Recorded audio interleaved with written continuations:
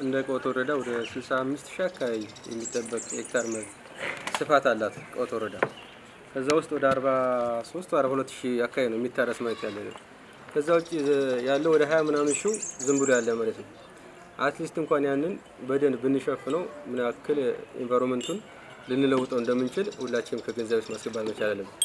ኢንቫይሮንመንቱን በጠበቅነው ቁጥር ዛፎችን በተከልን ቁጥር የውሃ ሀብታችን ይጠበቃል። ምናልባትም አንዳንድ አካባቢዎች ምናልባት ከዚሁ ገጠር አካባቢ ስትንቀሳቀሱ ከፍተኛ የዛፍ ክምችት አለበት አካባቢ ከፍተኛ የውሃ ሀብቶች አሉ። እኛ ዋጮ ድሮ ዙሪያው ምንጭ ነበረ። ጫካ ላይ ወጣ ብላችሁ ሁላ ምንጭ ነበረ። ያ ደን ሲመናመን ያሉ ቦዮች አሁን እንዳለ ብዙዎቹ ደርቀዋል። የደን ሀብታችንን ባለመጠበቃችን የውሃ ሀብታችንን ሉዝ እናደርጋለን ማለት ነው። ስለዚህ በረሃማነት ይስፋፋል ማለት ነው። በዛው ልክ ድሮ እንኳን እኛ ልጅ ሆነን ብዙ የዱር እንስሳቶች ነበሩ፣ ብዙ አራዊቶች ነበሩ፣ ጉሬዛ ምናምን የመሳሰሉ እነዛ ሁሉ የሚኖሩበት ይሰደዳሉ ማለት ነው፣ የደን ሀብቱ በተመናመነ ቁጥር። ስለዚህ እጽዋቶች ይከላሉ፣ ይጠፋሉ፣ እንስሳቶችም ይወድማሉ። ስለዚህ ኢንቫይሮንመንታችን መጠበቅ፣ አካባቢያችንን ማልማት፣ ደን መትከል አሁን መንግስታችን በያዘው የግሪን ሌጋሲ በሰፊው መስራት አለብን። ያ ሲሆን ምን አለ የብዝሃ ህይወቱ ሰስቴን ሆኖ ተጠብቆ ይኖራል ማለት ነው። እንስሳቶች ይኖራሉ፣ ብዙ የእጽዋት ዝርያዎች ነሻምበል እንደውም የጠፉ እያሉ ኮኮ ነው ያመጣሉ። ድሮ ገጠር ላይ ያሉ ናቸው፣ አሁን እየጠፉ ያሉ ማለት ነው። እነዛን ሁሉ መጠበቅና ማሮን እንችላለን። በዛውም ልክ ስንሄድ አሁን ይሄ ከተማ ስለሆነ ባይዘው ከተማ ውስጥ ዘሆል ከተማ ብትሄዱ ኢንቫይሮንመንቱ ዲስተርብ የሆነ ነው። አንድ ኮንዶሚኒየም አካባቢ ዝገው ዘሆል ዲስተርብ ያደርጋል ሽታው ምናምን ማለት ነው። ኢቭን ሰፈር ውስጥ ሙላ ስንገባ አንጠብቀውም። ስለዚህ እንደተባለ በዓል ሲመጣ ሰው ፈታ ብሎ አካባቢውን ሳቢና ማራኪ አድርጎ መኖር ሲችል ግን የታረደውን ቆዳውንም ቅንጭላቱን የትም እየጣለ በጣም ይሸታል፣ ይከረፋል ማለት ነው። ስለዚህ ያን መጠበቅ መቻል ነው ማለት መቻል አለብን። ደረቅ የሆነውን የሚቃጠለውን ወደሚቃጠል ቦታ ሪዩዝ የሚደረገውን ሪዩዝ ማድረግ እንደገና ሃይላንድ ወይ ምናምን ይሆናል። አሁን ፔስታል ምናምን እንኳን መንግስትም ስለከለከለ ይሄ ኢንቫይሮንመንቱን ዲስተርብ ስለሚያደርግ ተከልክሎ ያቀርተው የሚቃጠለውን እኛ አራያ ሆነን የቤታችን እንኳን ያለው በቃ የሚበሰብሰውን ወደ አንድ በኩል የሚቃጠለውን ወደ አንድ በኩል ይሄ እንደገና የምንጠቀው ሃይላንዱ ምን ወደ አንድ በኩል አድርገን እኛ እያሳየ ሌሎች ብናደርግ መልካም ይሆናል። አንዳንድ ከተሞች ውስጥ ራሱ ቤቱ አስቀምጦ ይዞ ይሄዳል። ጋርቤጅ ቆሻሻ የሚቀመጥበት አካባቢ የአካባቢ ሴቭ ይሆናል ማለት ነው። ስለዚህ የደረቅና እነዚህ የፈሳሽ ቆሻሻዎችን ክምችት በቃ ፕሮፐርሊ መስራት፣ ዛፎችን ማልማት፣ ግቢን ሳቢና ማራኪ ማድረግ፣ በረሃማነት እንዳይኖር የማልማት ውሃዎች ሶርሶች የሚኖርበትን ማመቻቸት፣ ፕሮጀክቶች ሲሰሩ ፕሮጀክት ኢንቫይሮንመንታል ኢምፓክት አሰስመንት ተሰርቶ ፕሮጀክቱም ካለቀ በኋላ እንኳን ኢንቫይሮንመንቱ ዲስተርብ የሆነው ኢንቫይሮንመንት ወደ ነበረበት እንዲመለስ እንኳን መሰራት መቻል አለበት። እንደ ጥቅል እናንተም እንድታውቁት አንድ እንደ አካባቢ ጥበቃ አንድ ግንባታ የመንግስትም ይሁን ድርጅቶችም ይሁኑ ግንባታው ሲገነቡ የአካባቢ ተጽዕኖ ካልተሰራላቸው እንቅስቃሴ የለም። ትልቅ ስልጣን ተሰጥቶታልና ይሄን ምን ለማለት ፈልጌ ነው እናንተ ማወቃችሁት ይሄ ለምንድን ነው የሚሰጠው የሚለው አንደኛ ሁከት ነው፣ ሁከት እንዳይፈጠር ነው። አሁን ትልልቅ ከተሞች አካባቢ ላይ አይደለም ሌላ ሁከት የመኪና ድምጽ የማይሰማባቸው ከተሞች አሉ። እንግዲህ 53ኛው ደረጃ ላይ ደረሱት የዓለም አቀፍ ቀን ወይም የአካባቢ ቀን በዛ በሚከበሩት አካባቢ ላይ ትልልቅ ከተሞች ላይ የመኪና ድምጽ ራሱ አይሰማም።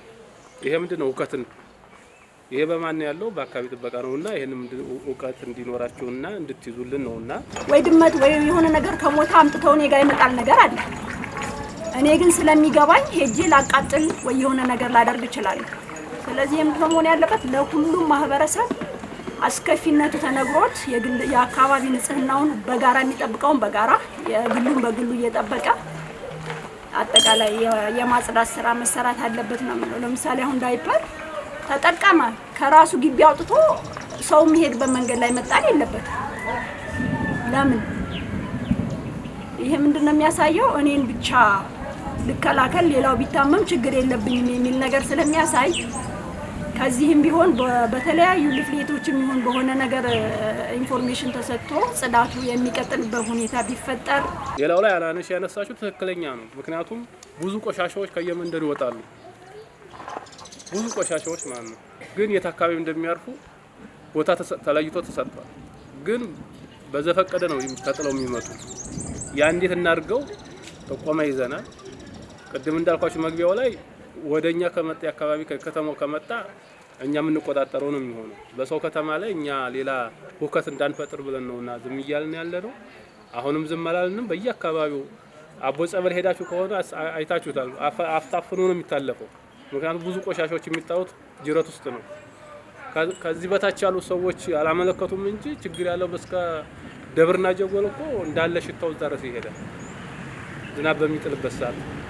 ሁለተኛ ከዚህ ከኮብል ጫፍ አንስታችሁ የሚጣሉት ዳይፐሮች በቃ እብድም ያህል ነው የሚመጣው። ምክንያቱም በውስጡ ውሃ ይዛል። አይታችሁ ከሆነ ቋጥሮ ነው የሚይዘው፣ አይበሰብስም። መሬት ውስጥ ቁጭ ነው የሚለው። ስለዚህ ይሄን እንዴት እናድርግ የሚለው ከከተማዎች ጋር ተነጋግረን አንድ መድረክ ስለሚኖረን ከነሱ ጋር እንዴት እናድርገው በምን አግባብ ሂድ የሚለውን ነገር እየተነጋገርን እንሄዳለን የሚል ሀሳብ። ሌላው ላይ ከዚህ ቆሻሻ አወጋገድ አካባቢ ላይ አይታችሁታል። ብዙ ደገሙ አትበሉን። ብዙ በቃ በየቀኑ በዚህ በቃ ጋሪ ይዘው መኪና ይዘው ነበር። የት እንደሚወርቅ አናውቅም።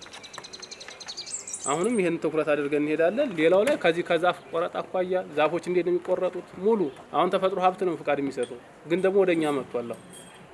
ከሰሎች የት ነው መከሰል ያለባቸው፣ እንዴት ነው መከሰል ያለበት የሚለው መመሪያዎች ሁሉም ነገር የመጣ ስለሆነ ይሄንንም ተረዳርተን ተጋግዘን በምን አይነት መንገድ እንቀጥላለን የሚለውን ነገር ከእናንተ ጋር እየተነጋገርን ከሚመለከተው ጋር አማካሪ እየተነጋገርን በቀጣይ የተሻለ ስራዎች ተሰርተን የምንሄድበት ይሆናል የሚል ሀሳብ ስላለኝ ነውና ሁላችሁም እውቅናው እንዲኖራችሁ ማለት በአንድ መለያ በተደጋጋሚ እንላችኋለን፣ ግን ደግሞ ለማስታወስ ያህል ነውና ዛሬ።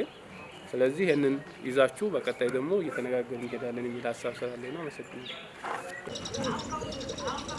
መጽሐፍ ቅዱስም የሚናገረው ምድርን ተንከባከቧት ግዟትም የሚል ስልጣን የተሰጠው ለሰው ልጆች ነው። ስለዚህ ምድርን የመንከባከብ ኃላፊነት በጽሁፍ ብቻ አሁን በዓለም 53ኛ በኢትዮጵያ 33ኛ እንደ አማራ ክልል ደግሞ 29ኛ እየተባለ ይባላል አይደል? ግን ከዚያ በፊት መልእክቱ የተላለፈ ነው። የመንከባከብ ኃላፊነት የኛ የሁላችን ድርሻ ነውና እንትን አለ። አሁን እኔ የማውቀው ቢያንስ 3 ነው የኢኮኖሚ ዘርፍ የሚባለው፣ ግን 2 የኢኮኖሚ ዘርፍ የማውቀው ብሉ ኢኮኖሚ እና ግሪን ኢኮኖሚ ይባላል። ምንድነው የልዩነቱ? ብሉ ኢኮኖሚ እና ግሪን ኢኮኖሚ። ግሪን ማለት ግሪን አረንጓዴውን ተከትሎ ወይም በአረንጓዴ ልማት ኢኮኖሚ ማሳደግና ብሉ የሚባለው ደግሞ ከዚህ ከውሃና ከውቅያኖስ ውስጥ በሚገኘው ለምሳሌ ኢንዱስትሪ አምራች ሀገሮች ምንድነው ይባላል? ምንድነው ኢኮኖሚያቸው? እነሱ ዛፍ በመትከል አይደለም ማለት እርሻ ማለት ነው አይደለም። እነሱ ምርታቸው ወይም ኢኮኖሚያቸው ከነዳጅ ጋር ተያይዞ ነውና የነሱ መጠሪያ አሁን እንደኛ ግሪን ኢኮኖሚ አረቦች ማድረግ አይችሉም። ለምን? ሀገራቸው ምድረ በዳ ነው። እነሱ መንከባከብ ያለባቸው ምንድነው? እኛ መንከባከብ ያለብን ምንድነው? በተለይኛ ኢትዮጵያኖች በዓለም ከፍ ያለ ቦታ ላይ ያለች ኢትዮጵያ ናት። ከፍ ያለ ስራቸው በኢኮኖሚ በምናምን ብቻ የመሬት አቀማመጡ በራሱ በዓለም ለየት ያለ ቦታ ያላት አቀማመጥ ሁሉንም አግሮ ኢኮኖሚ 18ቱንም የአግሮ ክላይማቲካል ዞን የምናገኝ ኢትዮጵያ ውስጥ ነው። ከተማ አስተዳደሩ ኢንሲነሬሽን ወይም የማቃጠያ ቆሻሻ የማስወገጃ ቦታ መርዬ ጋር የተቀመጠ ቦታ አለና እዚያ ቦታ ላይ ግን አይወስዱም። እኛ አሁን ከተማ አስተዳደሩም ውስጥ የተደራጁ ወጣቶች አሉ። በዚያ ሰብስበው እዚያ ቦታ ሲወስዱ አናያቸውም። የትም ቦታ ነው የሚጥሉትና እዚያ መጣል አለበት የሚል በተለይ ይሄ አካባቢ ጥበቃ የቆቶር አካባቢ ጥበቃ ትልቅ ለከተማው ሞግዚት ሆኖ የተሰጠ ስለሆነ ትልቅ ኃላፊነት ስላለበት ይሄ በራሪ ጽሁፎች ምናምን ማዘጋጀትና ከተማ አስተዳደሩን ፕረስ አድርጎ የመጣል ኃላፊነት ትልቅ ነገር እንዳለብን በደንብ ልናውቀው ይገባል። እኛ ደግሞ ለዚህ ለወረዳችን ይሄ ሴክተር ትልቅ ኃላፊነት አለበት። ያው አባት በተለይ በደንብ ስለምታውቁት እናንተ ትልቅ የስራ ኃላፊነት እንዳለብን ይሄን ነገር ጠንክር አድርገን ብንሰራው የሚል መልእክትም ጭምር ማስተላለፍ የምፈልገው። አመሰግናለሁ።